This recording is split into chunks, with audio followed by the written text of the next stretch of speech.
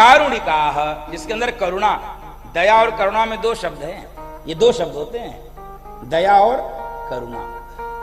कोई व्यक्ति भीख मांग रहा, हमने उसको पैसा दे दिया, ये करुणा नहीं है। नहीं, कोई भोजन मांग लिया, भूख से तड़प पर हमने भोजन दे दिया,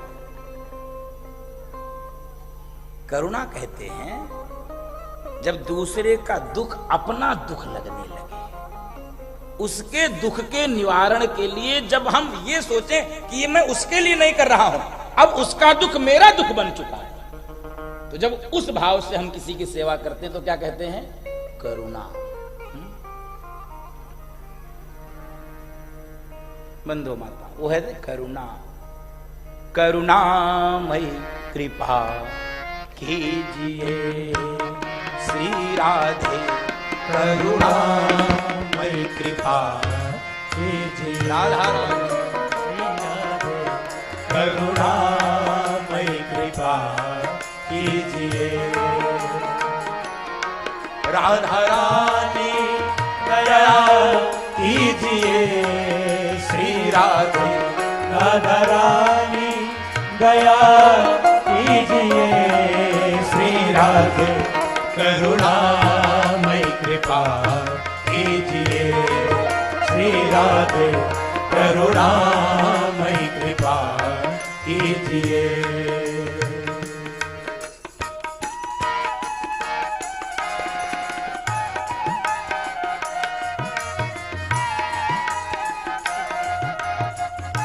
उन्हीं से प्रार्थना किया जाए, ऐसी करुणा हमारे हृदय में भी आओ।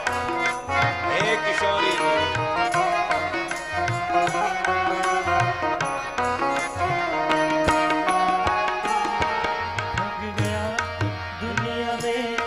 चलते चलते श्री राधे थक गया दुनिया में, चलते चलते श्री राधे बरसाने बुला लीजिए श्री राधे, बरसाने बुला लीजिए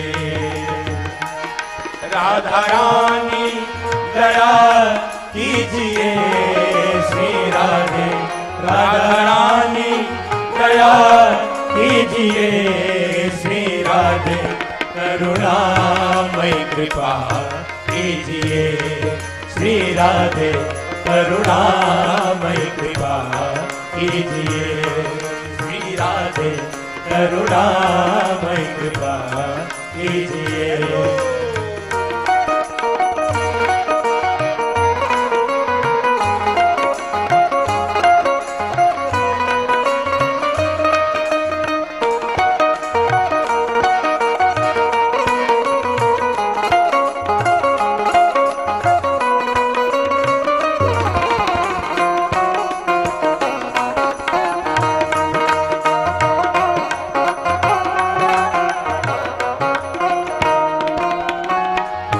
मेरा दिल आपका घर हुआ श्री राधे, मेरा दिल आपका घर हुआ श्री राधे, आते जाते रहा कीजिए श्री राधे, आते जाते रहा कीजिए राधा रानी दया कीजिए श्री राधे, राधा रानी दया कीजिए श्री राधे, करुणामयी कृपा कीजिए श्री राधे, करुणामयी कृपा कीजिए श्री राधे, करुणामयी राधे श्री राधे, करुणामयी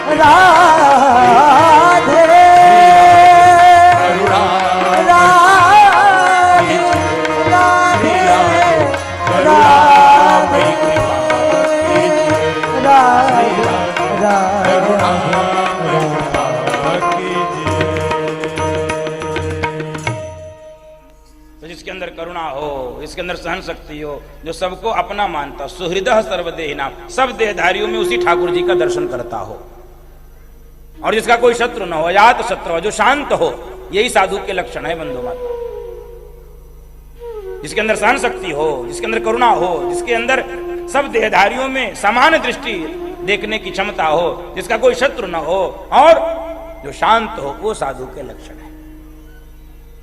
ऐसे लोगों का साथ कीजिए। बंधु माताओं, कपिल भगवान ने अपनी मां को उपदेश दिया। इसे भागवत में कहते हैं कपिल अष्टाध्यायी। योग के 8 अंग, सांख्य योग का वर्णन, यम नियम आसन प्राणायाम प्रत्याहार धारणा ध्यान समाधि, ऐसा वर्णन किया है। अब माता देवहूति ने कहा है कि मैं जानना चाहती हूं भक्त कितने प्रकार के होते। संत तो बता दिया अपने, भक्त कितने प्रकार। तो कहे माता जी, जो मंदिर के मूर्ति तक भक्ति करता है उसे साधारण भक्त कहते हैं, प्राकृत भक्त। मंदिर की मूर्ति में श्रद्धा रखता है वो कौन है? साधारण। फिर मध्यम कोटि का भक्त उसे कहते हैं जितनी श्रद्धा मूर्ति में उतनी श्रद्धा चलते फिरते संतों में भी रखता है, संतों में भी उसे भगवान का दर्शन। उसे क्या कहते हैं? मध्यम कोटि का भक्त। और एक उत्तम कोटि का भक्त होता है क्या? जितनी श्रद्धा मंदिर में उतनी ही श्रद्धा संत में और उतनी ही श्रद्धा सभी देहधारियों में रखता है, उसको सब में भगवान का दर्शन होता है, वो उत्तम कोटि का भक्त होता है। और एक चौथा भक्त भी होता है, भगवान का खूब भजन करता है, खूब पूजन करता है, खूब तीर्थ करता है, खूब जप करता है।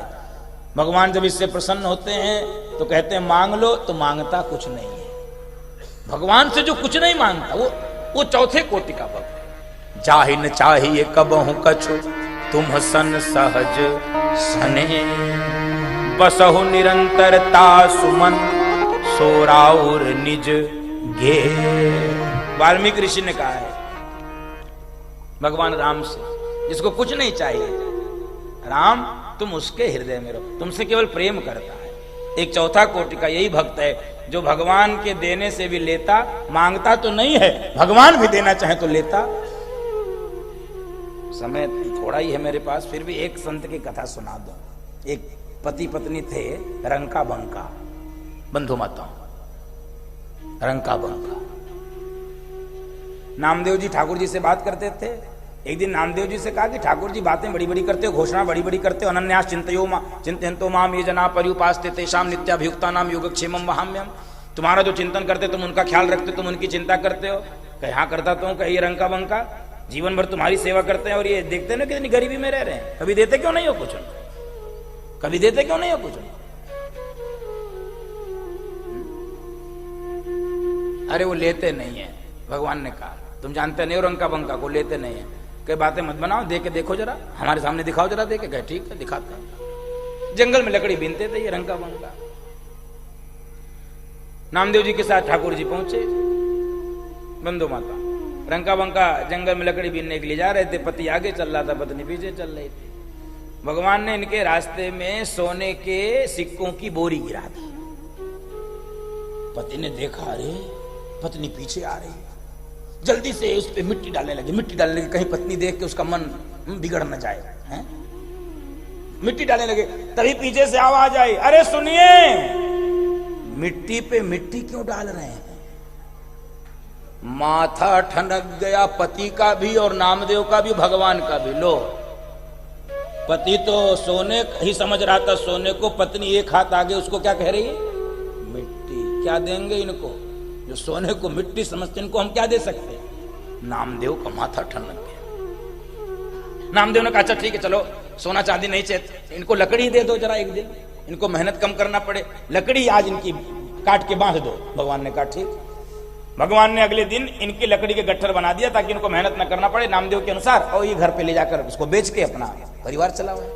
तो जब दोनों पति पत्नी जंगल में आए लकड़ी बीनने के लिए, लकड़ी कहीं दिख नहीं रही है, गट्ठर बने दिख रहे हैं। तो पति पत्नी आपस में कह रहे हैं, देवी लगता है आज पहले से ही कोई लकड़ी बीन कर ले गया, आज कोई भी लकड़ी बची नहीं है, चलो आज जल का ही भोग लगा के ठाकुर की भी सेवा कर लेंगे, हम लोग भी आज भूखे ही सो लेंगे। भगवान के नेत्रों से आंसू आ गए। नामदेव, कौन ऐसे भक्तों को कुछ दे सकता है? भगवान कहने लगे, नामदेव, ऐसे भक्तों की चरण धूली तो मैं अपने माथे पर लगाकर घूमता हूं। ऐसे भक्त इस संसार में कहां मिलेंगे? इनकी चरण धूली मैं माथे, इनको कुछ नहीं चाहिए। बंधो माताओं, ऐसे भी भक्त होते हैं इस धराधाम पे जिनको कुछ चाहिए नहीं, जिनको भगवान चाहिए। भगवान ने वनवासियों से कहा कि कुछ ले लो, कहे नहीं चाहिए। केवट से कहा ले लो, गोप ग्वालों से कहा, ब्रजवासियों से कहा नहीं लिया। हनुमान जी से कहा ले लो, नहीं लिया। सबके ऋणी हो गए, सबके ऋणी हो गए। जो कुछ नहीं लेता है भगवान उसके। बहुत कीन प्रभु लखन से नहीं कछु केवट ले, विदा कीन करुणा यतन भगति विमल बरु।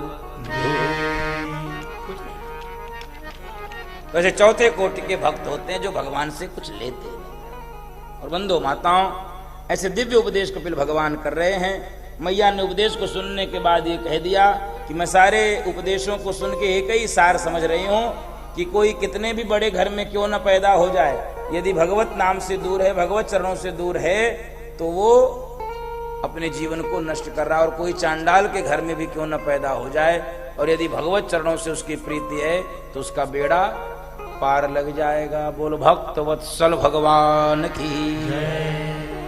और यहां से कपिल भगवान ध्यान मग्न होकर चल पड़े। देवहूति मां का देह प्रेम में पुलकित हो गया।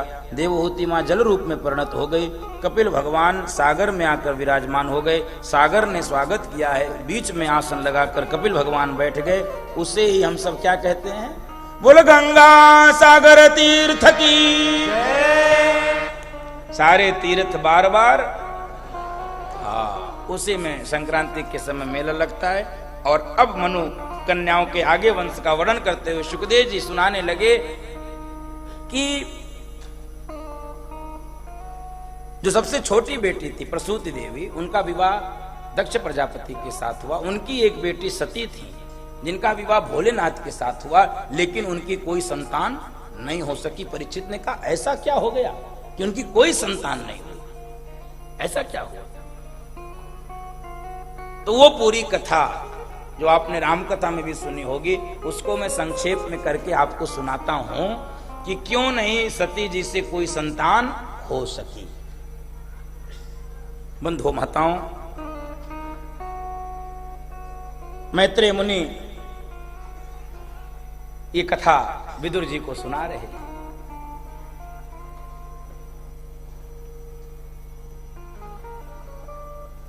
कहने लगे कि एक बार पितामह ब्रह्मा अपने प्रिय पुत्र दक्ष प्रजापति को प्रजापतियों का प्रशासक नियुक्त कर दिए। और जब दक्ष को इतना बड़ा पद मिला तो पद के साथ क्या आ जाता है? मद। बहुत मुश्किल होता, पद भी आवे और मद न आवे, बहुत मुश्किल होता। पद के साथ क्या आया? मद।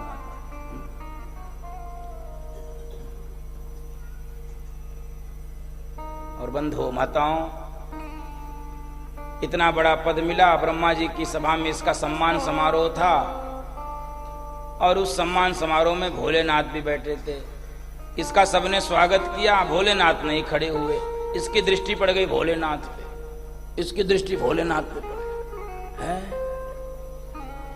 इसने पूरी सभा में देखते हुए कहा कि सुनो, सभ्य लोगों की सभा में असभ्य लोगों को नहीं बिठाना चाहिए। सभ्य लोगों की सभा में असभ्य लोगों को नहीं बिठाना।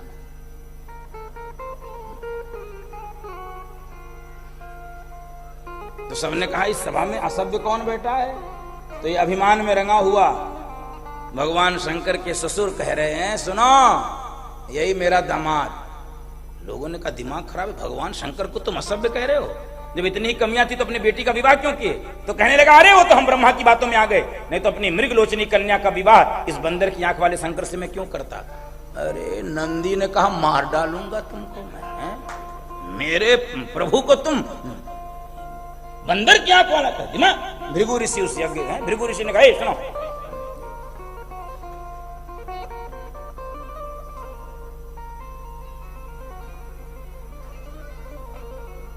बंधु माताओं,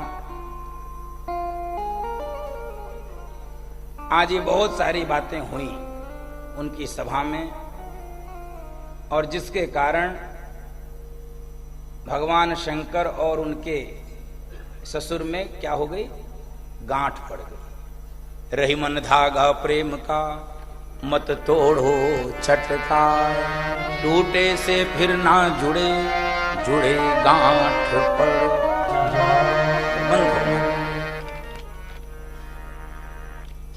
वहां पर बवाल खूब हुआ था, बहुत बवाल हुआ था। नंदी ने कहा दिमाग ठीक रखो नहीं तुम। भृगु जी ने कहा तुम ससुर दामाद में क्यों बोल रहे हो यार, तुम चुप रहो। तो नहीं चुप हुए तो उन्होंने श्राप दे दिया, जाओ भगवान शंकर के सारे गण पाखंडी हो जाए। भृगु ने श्राप दिया। जब भृगु ने श्राप दिया तो नंदी बाबा क्यों रहे? नंदी बाबा ने कहा ठीक है जाओ, हमको श्राप दे रहे हो, तुमको सही गलत में फर्क नहीं है, जाओ तुम्हारे जैसा चाटुकार ब्राह्मण भिखमंगा हो जाए। बड़ा दे दिया श्राप।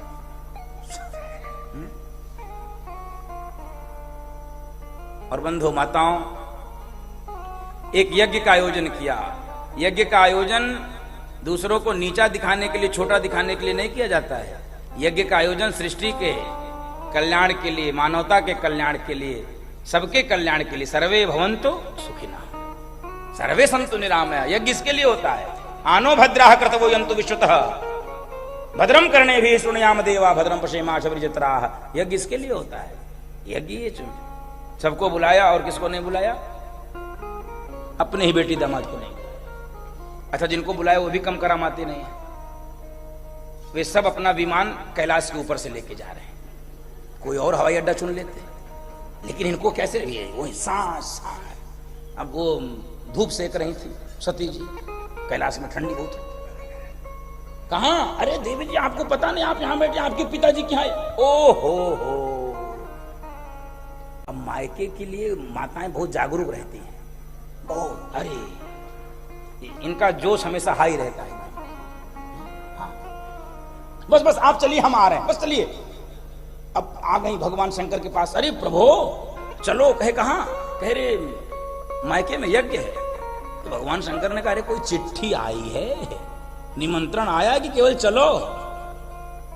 अब निमंत्रण तो आया नहीं था, लेकिन माताएं मायके का पक्ष इतना जबरदस्त रखती हैं, ऐसा पैरवी करती हैं। अरे सुनिए प्रभु, निमंत्रण दिया होगा, वो लगता है डाकिया ने गड़बड़ कर दिया, पोस्टमैन ने जरा मिसप्लेस हो गया, चलो। जाना नहीं है देवी। वैसे तो गुरु के यहाँ, माता पिता के यहाँ, मित्र के यहाँ, स्वामी के यहाँ बिना बुलाए भी जाना चाहिए, लेकिन यहां जाना ठीक नहीं है। नहीं, ठीक नहीं। इसलिए देवी मत जाओ। आवत ही हर्षे नहीं, नैनन नहीं सनी, तुलसी तहां न जाइए, चाहे कंचन बरसे। जहां आपके लिए स्नेह ना हो, प्रेम ना हो, सम्मान ना हो, वहां जाना लाख वहां सोना चांदी बरसे नहीं जाना। इसलिए देवी जाना तो ठीक नहीं है। प्रभु आप जाओ न जाओ, हम तो जाएंगे। तो भगवान ने सोचा कि देखो इस संसार में सबसे कठिन काम क्या है? किधर देख के बोलूं? आप लोग बताओ। इस संसार में सबसे कठिन काम है पत्नी को, कुछ तो बोलो। इस संसार में सबसे कठिन काम पत्नी को समझाए। कैसे समझाए? तो दो चार बार तो पति समझाते हैं, दो चार, देवी मान लो, देवी मान लो, मान लो। अंत में क्या करते हैं? जो मन करे सो। वो जानते वो करेगी अपने को। तो भगवान ने भी प्रयत्न किया कि चलो तुम देवी जाना ठीक नहीं, जा, मान नहीं रहे, जा। तो भगवान शंकर के गण पीछे लग गए, अरे भाई देवी अकेले जाएंगे, ऐसा नहीं। और बंधु माताओं,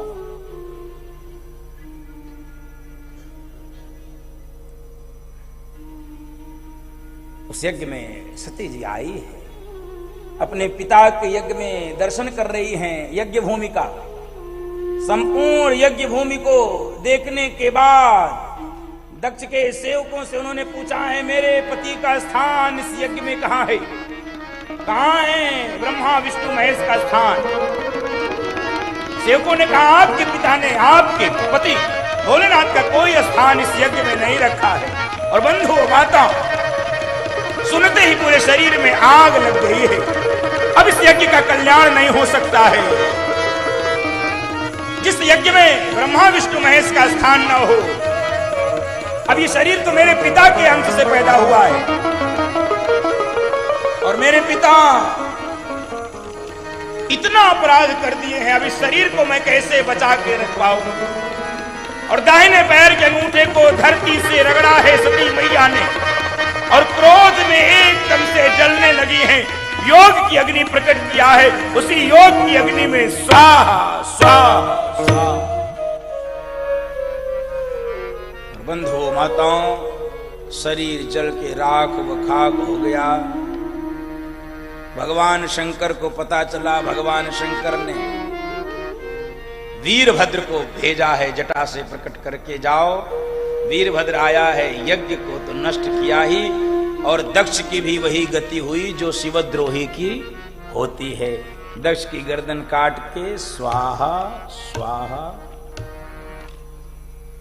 जो यज्ञ दूसरों को अपमानित करने के लिए, तिरस्कृत करने के लिए किया जाता, उसकी गति यही होती। बंधु माता, उसकी यही दुर्गति होती। इसलिए मेरी प्रार्थना, अब भगवान शंकर के ससुर का गला ही कट गया। अब सारे देवता आके भगवान शंकर से प्रार्थना कर रहे हैं कि हे प्रभु, ऐसे अपने ससुर की स्थिति तो देखो। भगवान शंकर के चरणों में प्रार्थना आई। एक बार हम सभी प्रार्थना करें, फिर आगे थोड़ा सी वो थोड़ी कथा और शेष है। दीवाना तेरा आया बाबा तेरी नगरी में, दीवाना तेरा आया बाबा तेरी नगरी में, दीवाना तेरा आया बाबा तेरी नगरी में, दीवाना सताना हो गया, दीवाना तेरा आया बाबा तेरी नगरी में, दीवाना तेरा आया बाबा तेरी नगरी में।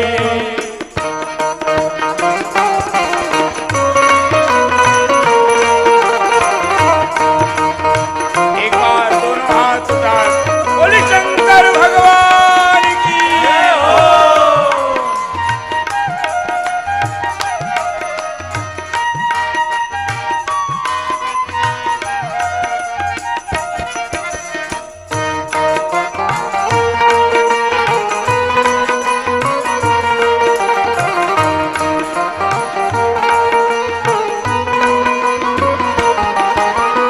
आते हैं तेरे दर पे दुनिया के नर नारी, आते हैं तेरे दर पे दुनिया के नर नारी।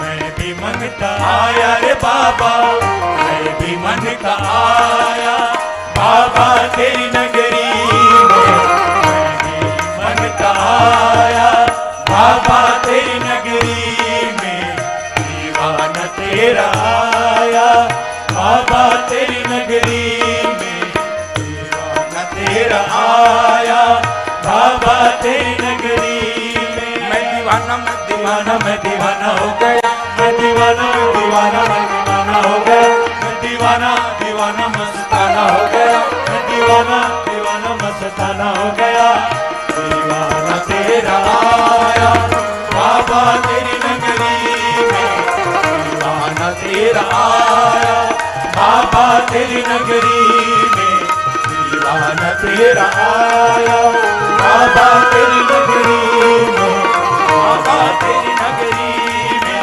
बाबा तेरी नगरी में। भगवान शंकर से देवताओं ने प्रार्थना की अपने ससुर जी की स्थिति जरा ठीक करो। भगवान शंकर आए। वो भगवान शंकर दया निधान करुणा निधान है। गोस्वामी जी कहते हैं, आशुतोष तुम अवधर दानी, आरति हरहु दीन जनु। भगवान शंकर को आशुतोष कहा जाता है। बोले आशुतोष शंकर भगवान की। आशु माने जल्दी, तोष माने तुष्ट होने वाले, प्रसन्न होने वाले, वो है भगवान शंकर। भगवान शंकर से प्रार्थना किया। भगवान शंकर आए और अपने ससुर जी का ऑपरेशन किए, शल्य चिकित्सा।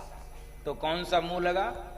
हाँ, क्योंकि बकबक ज्यादा कर रहे थे ना, तो बकरा क्या करता है? बकबक ज्यादा करता है। तो भगवान शंकर ने बकरे का मुंह लगा दिया। और इसीलिए जब बकरे का मुंह लगा दक्ष प्रजापति को तो उन्होंने भगवान शंकर की स्तुति गाई है, तो भगवान शंकर की स्तुति बकरा कैसे बोलेगा?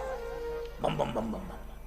तो इसीलिए उसी के बाद से भगवान शंकर के भक्त भगवान शंकर को मनाने के लिए क्या करते हैं? बम बम बम बम बम बम बम। मंदिर में जाके बम बम बम बम। वो बम बम बम बम क्यों करते हैं? ये भक्त भगवान शंकर को उनके ससुर की याद दिलाते हैं और भगवान शंकर उस समय मुस्कुराने लगते हैं और आशीर्वाद दे देते। बोलो भक्त वत्सल भगवान की।